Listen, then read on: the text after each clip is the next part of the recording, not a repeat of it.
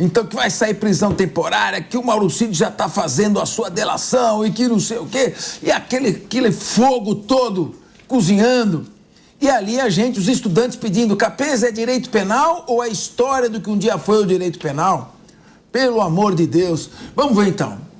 A ex-primeira-dama, Michele Bolsonaro, justificou o seu silêncio durante oitiva na Polícia Federal sobre o caso das joias, dizendo que não pode se submeter a prestar depoimento em local impróprio.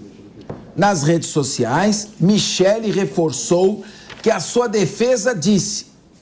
No post, ela acabou explicando que a investigação não pode ser realizada sob a responsabilidade do Supremo Tribunal Federal por não ser o foro adequado. Mas lá na cúpula do PL, tem gente muito experiente na área jurídica, vocês viram as presepadas que eles fizeram com o negócio das urnas eletrônicas, mas lá na cúpula do PL, onde estão ali o areópago dos luminares do direito, né? Já é consenso, segundo o PL, hein?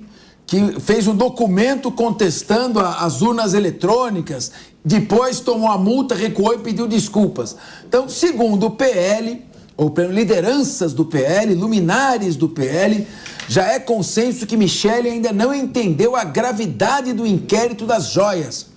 Assessores do casal Bolsonaro acreditam, inclusive, que quem estaria aconselhando Michele em suas postagens seria seu maquiador e sócio Agostinho Fernandes.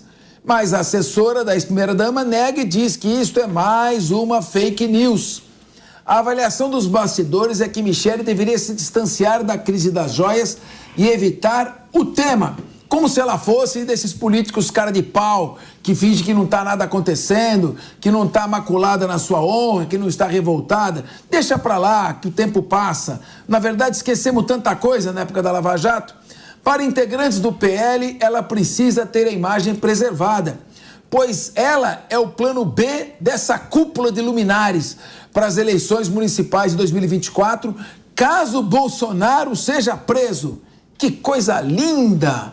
Bom, vamos falar um pouquinho então. Em primeiro lugar, eu queria fazer uma rodada sobre a competência do Supremo Tribunal Federal. Não entendi. O Supremo Tribunal Federal é competente para presidir esta investigação?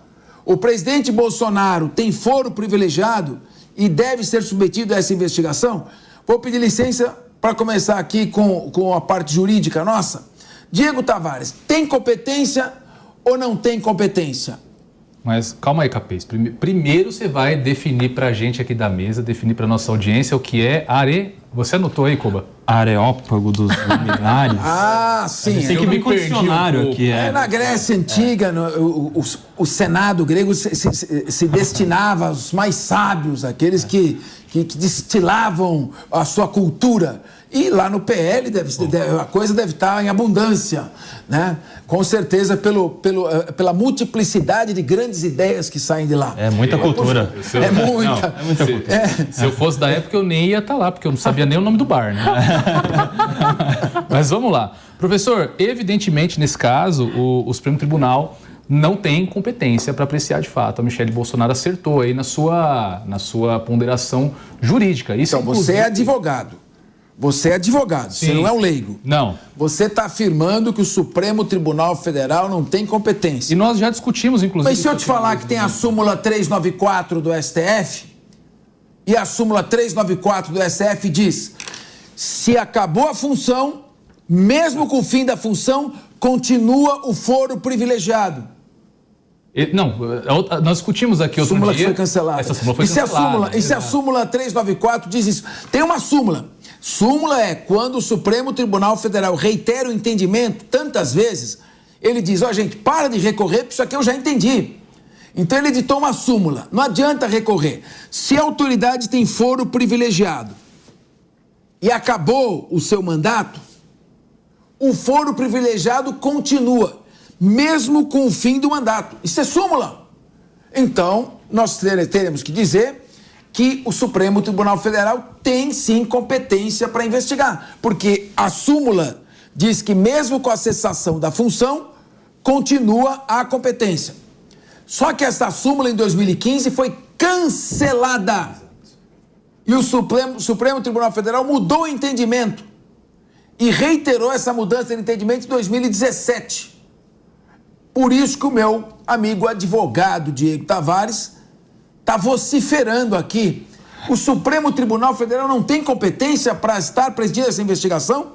E também, professor, porque essa análise desses fatos no Supremo Tribunal Federal, ele não se deu nem diretamente por uma suposta competência em virtude da participação do Jair Bolsonaro. Ela se deu por uns sucessivos alargamentos de inquéritos que lá tramitam e que foram puxando. O ministro Cássio Nunes até usou no voto dele uma expressão, o inquérito não pode ser um buraco negro, que vai puxando para dentro de si tudo o que aparece em volta dos fatos. Inclusive também orientação pacífica do Supremo. Novos fatos, meio descolados dos fatos iniciais, abre-se um novo inquérito. E aí, nesse inquérito, avalia-se se a competência é do Supremo ou se é da primeira instância. Nesse caso das joias que está sendo investigado, evidentemente que ele não poderia ser investigado no Supremo Tribunal diante do cancelamento da súmula, que o professor aqui bem colocou, me deu até um susto, confesso. Você achou que a súmula tinha...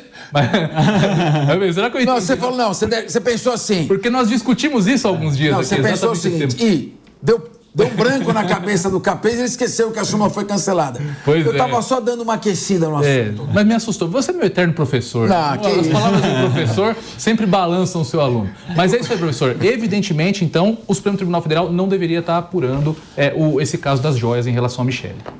Não, então, vamos prosseguir primeiro com esse tema restrito. Querida Elaine Keller, o Supremo Tribunal Federal tem competência para investigar esse caso, receber o processo e julgar o ex-presidente Jair Bolsonaro? Ele continua tendo foro privilegiado? Você como ministra no Supremo? Você faria o quê? Mas não, ela como ministra, ela já ia falar. Como ministra, estendo o foro e pau no Bolsonaro e vamos que vamos. Não. Mas eu tô aqui, você tá como eu não gosto jurista. Eu não gosto do ativismo jurídico. Momentinho, uma salva de palmas aqui, olha.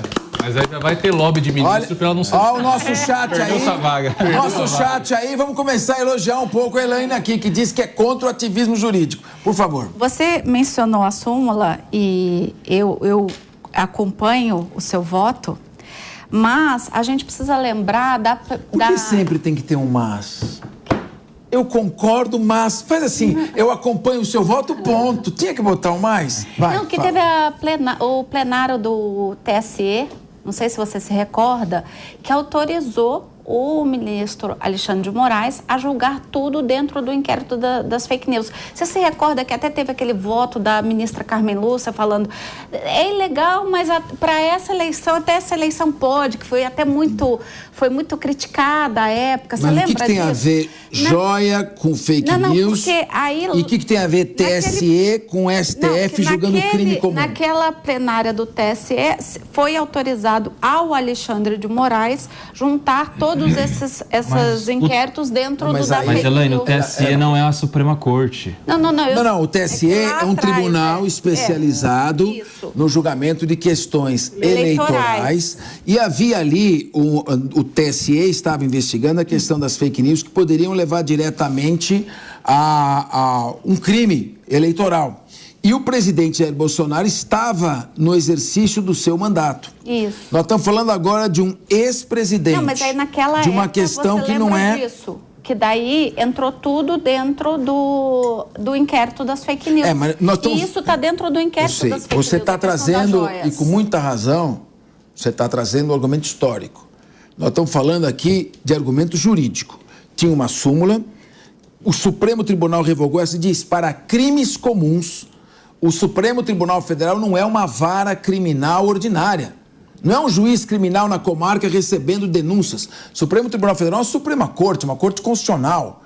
Ela tem que preservar as garantias constitucionais. E o Supremo Tribunal Federal, garantindo o direito à ampla defesa e ao duplo grau de jurisdição. Falou, bom, se acabou o foro, vai lá para baixo na primeira instância. Se você for condenado, você tem direito a um recurso no tribunal. Se não, você vem para o STJ, isso aí você chega no Supremo. Sim. Então eu pergunto para o querido Nelson Kobayashi, você concorda com a Elaine Keller que o Supremo pode ter uma visa atrativa como Isso como é que chama? Eu acho aqueles programas que falam tá? Eu não estou aqui fincando bandeira, mas a gente precisa lembrar desse julgamento em plenária do Tribunal Superior Eleitoral à época, que autorizou que tudo estivesse dentro de um mesmo inquérito, e isso é uma extensão desse inquérito. É discutível, mas a gente precisa lembrar desse histórico para entender por que está dentro. O Nelson Kobayashi detém conhecimentos, além de jurídicos, conhecimentos profundos de astronomia. Você certamente assistiu vários programas da Discovery sobre a força que tem aqueles buracos negros que sugam toda a energia ao entorno do universo. Pode ser isso, o inquérito pode ter essa força de sugar todo mundo para dentro de si? Não pode. Sem falar de inquérito específico algum. O inquérito ele é determinado para determinado fato. Tem dia para começar e tem dia para terminar. E naquela investigação, se houver algo a ser investigado ou ser indiciado como criminoso, que seja encaminhado ao Ministério Público, que vai oferecer uma denúncia ou não. Inquérito permanente em Estado democrático não existe. E aí a gente está falando, Capeza, aqui nesse caso em específico do STF, de incompetência. Incompetência não é uma ofensa, incompetência é só que este tribunal não seria o natural para se julgar determinado processo. E incompetência em cima de incompetência. Primeiro, falando do inquérito. O inquérito que investiga o caso das joias, que aconteceu em 2022 ou em 2021, não sei, mas nos últimos anos, ele foi aberto em 2019 para investigar as milícias digitais. E aí, para começar, a gente já tem uma primeira incompetência nisso, que é a incompetência desse inquérito de investigar esse fato, porque é um fato posterior e que não tem nada a ver com milícia digital. Nós estamos falando sobre joias. Segunda incompetência, a incompetência do próprio STF diante do seu entendimento firmado em 2015 e reforçado em 2017, que cancela aquele entendimento súmula 394, ou seja, de que os fatos investigados de um presidente, quando ele deixa de ser presidente, devem ser encaminhados à primeira instância. Essa é a segunda incompetência. E uma terceira incompetência, para a gente encerrar, é a incompetência total do TSE de dizer, neste caso, se esse inquérito vale, se não vale, se está certo abranger ou não abranger. O TSE tem a sua competência limitada às questões eleitorais, apesar de ser a mais alta corte em matéria eleitoral, mas ainda assim é abaixo do Supremo Tribunal. Agora, vamos fazer uma análise sobre um outro viés, uma outra perspectiva com a Elaine, com a Deise. Se existe uma dúvida fundada, uma polêmica com relação à competência do STF, se há quem julgue estar ocorrendo um ativismo jurídico, se há quem julgue que está ocorrendo uma perseguição, se tem argumentos jurídicos e de jurisprudência para dizer que deveria ter sido investigação conduzida na primeira instância, o comportamento da Michele Bolsonaro de dizer, eu não vou responder, eu vou fazer uso do meu direito ao silêncio e não vou responder porque eu acho que não é a Corte Constitucional. Ela está certa ou, segundo os luminares, os lumuares da liderança do PL, está errada? Olha, Capez, eu não vi os comentários dos meus colegas analistas políticos. Eu não vi os comentários, mas eu acho, dos poucos que eu vi, eu acho que existe um entendimento, sim, de que a Michele está indo pelo caminho certo. Eu vi aí, sim, alguns colegas falando que em relação ao STF tem um entendimento, aí os guris podem me explicar melhor, mas tem um entendimento do Alexandre de Moraes de que o Bolsonaro ele não tem mais o foro privilegiado, mas ele tem ligação com quem tem. Tá bom. Mas voltando à Michele, tanto ela quanto o ex-presidente Jair Bolsonaro estão fazendo um jogo político correto, porque a alegação deles não é inválida, eles não vão ter, nesse caso, o ônus político de não se manifestar, porque normalmente quando as pessoas não se manifestam, quando os investigados não se manifestam nesse tipo de ocasião, é como se eles tivessem reconhecendo que algo de errado foi feito. Então, tanto a atitude política quanto da Michele Bolsonaro, eu acredito que seja a maioria entre os analistas políticos, da Michele Bolsonaro, do ex-presidente Bolsonaro, em ficar em silêncio em relação à primeira instância, está correta, sim. Eles não vão ter esse ônus político, eles podem prorrogar isso, e aí sim entrar no embate com Alexandre de Moraes, efetivamente, já existe um histórico, né? Então, são dois antagonistas políticos, mas olhando assim, politicamente, é essa a estratégia. Muito bem. Agora vamos no VaptVupt. Eu pediria brevidade de todos aqui, para a gente tem muitos temas aparecendo, mas eu queria insistir um pouco mais nesse assunto. O receber presentes e ficar com os presentes constitui crime? Então não tem nenhuma lei dizendo que os presentes entregues ao presidente da República deveriam ser entregues à União. Nenhuma lei. Tem uma decisão de 2016 do Tribunal de Contas da União. Muito bem. O presidente Lula mantém consigo 2 relógios Piaget, um em forma retangular, outro em forma redonda, que ele recebeu e diz que mantém. Ingressou com uma ação no Tribunal Regional Federal aqui de São Paulo, da terceira região, para anular uma decisão do TCU que mandava ele devolver 21 itens de presentes. Eles receberam 568 presentes, devolveram, mas 80 itens ainda não foram devolvidos. Então, se é crime, não adianta devolver, o crime já está consumado. Não, mas ele pagou, né? Então eu pergunto, não, mas mesmo que pagar, você... Se o Bolsonaro pagar, não, pera um pouquinho, o sujeito vai lá... Ele pagou. O sujeito assalta... O peculato doloso não, o sujeito assalta. Ele assalta uma pessoa. Mas não é peculato. Pega o bem. Você que está tipificando como peculato. Ele assalta ou corrupção, qualquer crime. Não, mas você foi. Pratica um crime contra o patrimônio. Mas não foi nenhum dos dois. Praticou um crime contra o patrimônio. Depois que você pratica o crime contra o patrimônio, você vai lá e fala, olha, eu vou te pagar uma indenização e fica tudo bem? Não, é indenização. Aí, desculpa, eu preciso fazer a correção. Por favor, vamos lá. Na verdade, assim, o que acontece? Existe um procedimento formal, né? Essa história, ela realmente... Não, VaptVupt, eu estou debatendo com você. Qual é o crime, então? Qual é o crime? Não tem crime, porque, na verdade... Então não tem que ter investigação criminal. Então pronto. Elaine Keller diz que não tem crime. Vamos lá. Não é eu que digo, Cabeça. Você mesmo acabou de dizer que não tem no da Joyce. Então você está concordando comigo. Então não tem no da Joyce e tem no do Lula? Eu não entendi. Você acusou o Lula de... Não acusei, não. Eu disse que não. Pecular. Não. Vamos lá. Então eu vou repetir. É bom que esclarece. Então, deixa eu fazer uma interpretação autêntica. No meu modo de ver, não há crime sem lei que o defina. Exato. Ou existe uma lei definindo um crime, ou não existe. Tribunal não define o que é crime, Tribunal de Contas não define o que é crime, jurista não define o que é crime, Supremo Tribunal Federal não pode inventar crime, só a lei pode dizer o que é crime. Pois bem, o peculato significa desviar em proveito próprio bens de interesse da União, neste caso específico.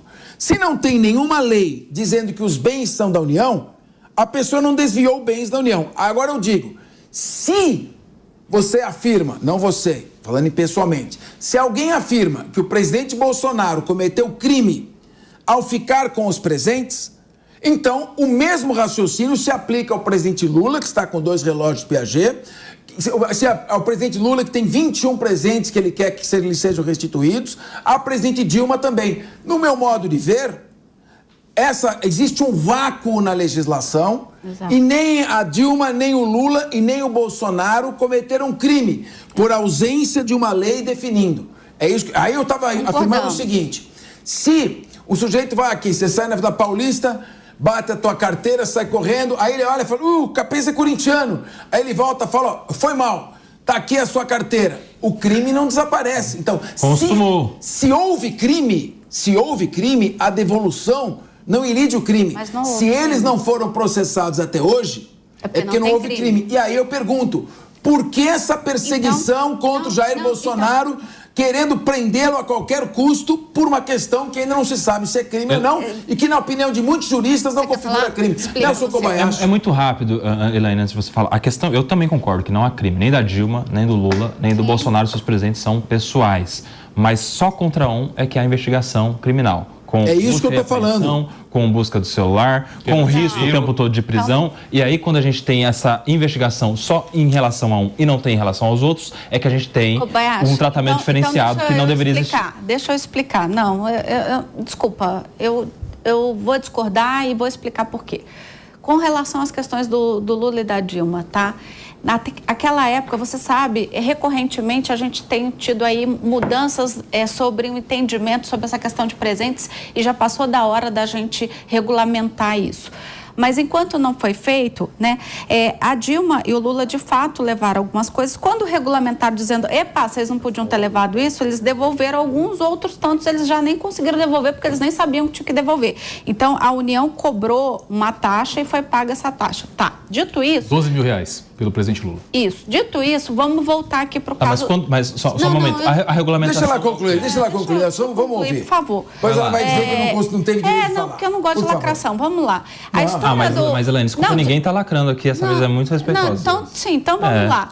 Eu nem sei o que significa isso, eu tô muito tiozão para saber o que é lacração. Então vamos lá, a questão do Bolsonaro, vamos lá. Primeiro, tem uma questão de origem que a gente nunca vai conseguir provar, né?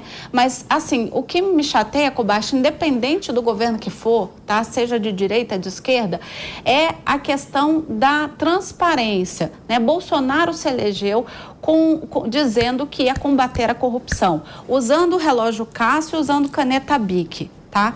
Então, assim, se você recebe um negócio dizendo que não vai ser corrupto, vai lá e entrega para a União como bem museológico. Paga o imposto quando você passa na alfândega. Ele não pagou imposto quando passou na alfândega, tá? Ele finge, ele simplesmente passaram batido pela alfândega. Foi ele que passou na alfândega? As joias eram dele.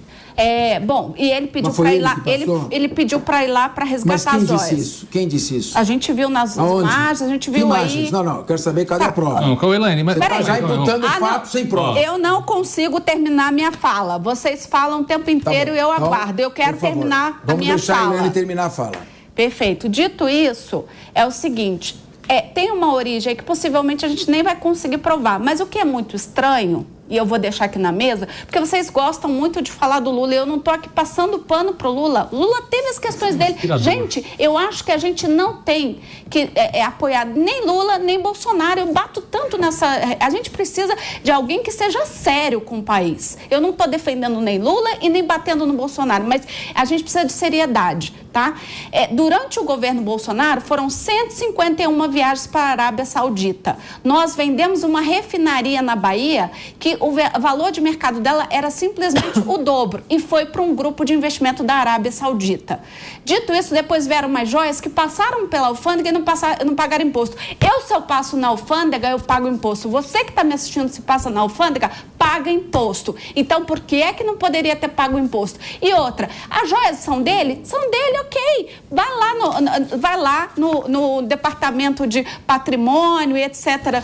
do governo e fala, olha, ganhei isso aqui de presente, tudo bem eu ficar para minha casa, só quero declarar que eu recebi isso e vai para casa. E aí, se você não tem nada a dever, por que você fica calado num depoimento? Mesmo que você ache que não seja competência. Se eu acho que eu sou inocente, eu falo para quem quiser ouvir. Inclusive pro Alexandre de Moraes, pro Zezinho da esquina, pro Capês. Eu vou falar para todo mundo, não, errei. Eu não fico calada. Quem cala, consente. Calma, um minutinho. Calma pra gente organizar, senão vira aquela confusão, todo mundo falando junto. A Elaine falou. Primeiro ponto. Aqui nós estamos debatendo se a questão das joias configura crime ou não. Ninguém está falando de Lula. Nós estamos falando se o Bolsonaro cometeu crime ou não. E foi usado um comparativo com os presentes recebidos pelo presidente Lula e pelo presidente Dilma, porque esse tipo de comparação se faz quando se analisa um caso. Todos devem receber o mesmo tratamento da lei. Então, ninguém... tipo assim, ele errou, então vou xingar o Lula. Não, nós estamos fazendo uma comparação de situações. Segundo, você faz uma crítica política e de conteúdo ético também. Se a pessoa que quer combater a corrupção deveria ter devolvido as joias. Também não é isso que eu estou falando. Nós estamos discutindo se o fato de não ter devolvido configura crime ou não. Eu também não falei de devolver. Eu falei de pagar o imposto. Não, aí você... E declarar que ganhou o presente, não esconder. Perfeito. Então, a Elaine coloca no seguinte ponto. O crime, pelo que eu entendi, você me corrija. Seria de descaminho. É o crime pelo não ter pago imposto. Exato. Então nós estamos falando de um crime de descaminho. Um crime de descaminho. Um crime de descaminho que não pode levar à prisão. E se é um crime de descaminho, precisa verificar quem passou pela alfândega. E quais são as provas de que essa pessoa o fez autorizado pelo presidente. Não estou dizendo sim ou não, pode ser que até que ele tenha que responder pelo descaminho. Então eu queria ouvir rapidamente, porque a Deise não se manifestou ainda, queria que vocês dois dessem uma posição rápida para a gente poder... Vou falar rapidinho, Capês.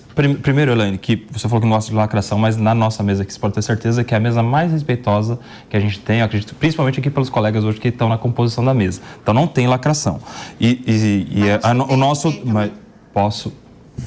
Mas a gente está só num debate aqui jurídico, em especial em relação ao crime ou não. E e reforçando, a gente não está falando se o Bolsonaro está cometendo crime ou não, a gente está falando que não cometeu o crime, tanto que o Lula e a Dilma cometeram os mesmos fatos e não são processados e nem investigados. Essa é a diferença. E outra coisa, quando você fala a respeito da BIC, da moral, do relógio do Cássio, tudo isso pode ser incoerente, mas não é crime. E a gente está só discutindo a questão de criminalidade. Agora sim, em relação à criminalidade, se você diz que o crime é de descaminho, a gente já tem uma ilegalidade escancarada que é, se há o crime de descaminho, não tem por que o ASEF ser ouvido, não tem por que o pai do Mauro Cid ser ouvido, porque tanto faz depois que tem um descaminho, para onde vai esse bem, se é vendido, se é anunciado, se é colocado no Mercado Livre ou qualquer que seja. Ou seja, se a gente for considerar que o crime é de descaminho, a gente já tem prisões e ordens de busca e apreensão que são ilegais. E por fim, só para encerrar, só para encerrar, me chama muito a atenção, você como advogada relativizar um direito constitucional, que é o do direito ao silêncio, que é o de defesa, direito de defesa que deve servir. E quando você diz... Elaine, eu posso concluir porque a gente respeitou. Quando a gente diz que alguém, só para encerrar, quando a gente diz que alguém é muito estranho que fica em silêncio, ou que por que é que não fala, e que isso pode testemunhar contra ele, a gente está, sim, relativizando um direito constitucional fundamental da nossa Constituição, e que é de direito de defesa. O que não é relativo é o horário, que são 14 horas e 58 minutos. Diego Tavares, complete 14 horas e 58 minutos. Diego Tavares, e depois vamos ouvir a querida Deise Chiocari, cientista política. Tá papo chato só de advogado. Tá chato. Não, eu vou sair do direito. Então eu quero ouvir a Deise. Tá muito chato. A fala do Nelson contemplou... É súmula pra cá, súmula pra lá? A fala do Nelson contemplou grande parte também das críticas que eu tenho às ponderações da Elaine. Mas eu quero voltar um pouco nessa questão que você levantou, Elaine, a respeito de lacração. Sobre o Bolsonaro ter sido eleito no discurso do combate à corrupção, usando caneta BIC e o relógio. Mas o Lula, ele se elegeu no combate à pobreza. O governo dos mais pobres, o pai dos pobres, está viajando à Europa, gastando milhões de reais em diárias, ficando nas hospedagens mais luxuosas, comprou móveis de luxo para o Palácio do Planalto, que segundo ele estava inabitável, segundo a Janja estava inabitável. Então, eu acho que esse discurso sim é um discurso um pouquinho lacrador. Você me desculpa ter que dizer isso daqui. A respeito da parte jurídica, acho que o Nelson também já evidenciou muito bem tudo o que aconteceu a respeito do crime de descaminho. Evidentemente que o Bolsonaro não deveria estar respondendo criminalmente por esses fatos. Muito bem. Deise Chiocari, por favor, a qualquer momento pode entrar aqui ao vivo. Então, Deise vai falando. Se entrar a reportagem ao vivo, porque a informação é prioridade, a gente para e volta com você. Deise Chiocari com a palavra. Sem problema. Eu acho que tem um ponto maior aqui que o Capês tocou meio por cima. Ética. Então, tirando de lado todos os ex-presidentes e o atual presidente, os presentes que eles receberam ou não, acho que já que o Congresso vai receber 40 bilhões, então que faça uma lei que delimite o preço dos presentes aos presidentes, aos ex-presidentes. Eu não sou de falar de política ou de fazer alguma apologia aqui, mas às vezes, eu sinto falta do Dória quando ele falava que o Estado tinha que ser administrado como uma empresa. Numa empresa, tu não dá presentes caros para diretores, né? Tu delimita esse valor. Está na hora do Congresso começar a agir desse jeito e delimitar os valores aos presidentes. Moralidade. Exato. Pode falar. Perfeito. Falou tudo. Exatamente, essa é a questão. Uma crítica política é uma crítica que pode e deve ser feita. Sim. Não é? A produção, a qualquer momento que precisar interromper para a entrada de notícia, de informação, é só me avisar aqui, pelo ponto que não está caindo agora da minha orelha, tá certo? Tá esparadrapado devidamente. Então, foram colocadas questões aqui. Primeiro, a dúvida se o Supremo Tribunal Federal tem competência. Segundo, a dúvida se existe uma infração penal ou não, ou qual tipo de crime. Exato. E há também uma questão relacionada com relação à prova. Então, já que eu tenho ainda um tempo, eu vou falar. O advogado do Mauro Cid, atenção que isto é notícia. Isto não é debate, isto é informação.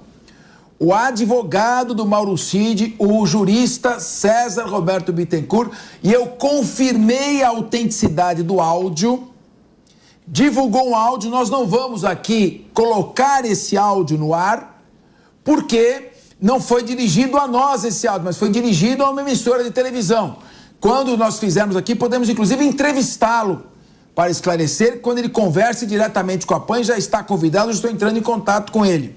O advogado César Roberto Bittencourt disse que Mauro Cid não incriminou em momento algum Jair Bolsonaro no caso das joias, não deu nenhum depoimento capaz de criar qualquer tipo de embaraço à defesa do ex-presidente Jair Bolsonaro e que, portanto, não acusou, desmentindo a informação, e esse é o áudio que temos nesse momento, eu não vou colocá-lo no ar, mas é um áudio que temos, desmentindo a informação de que teria sido feita uma delação incriminando Mauro Cid. Essa informação até o momento, porque no Brasil muda tudo a toda hora, né? Mas temos esta informação e é uma informação importante, relevante, que chega aqui, nós só vamos debatê-la depois de conversarmos com o César Roberto Bittencourt, uma vez que ele ainda não falou conosco, mas eu tive o cuidado de confirmar a autenticidade deste áudio.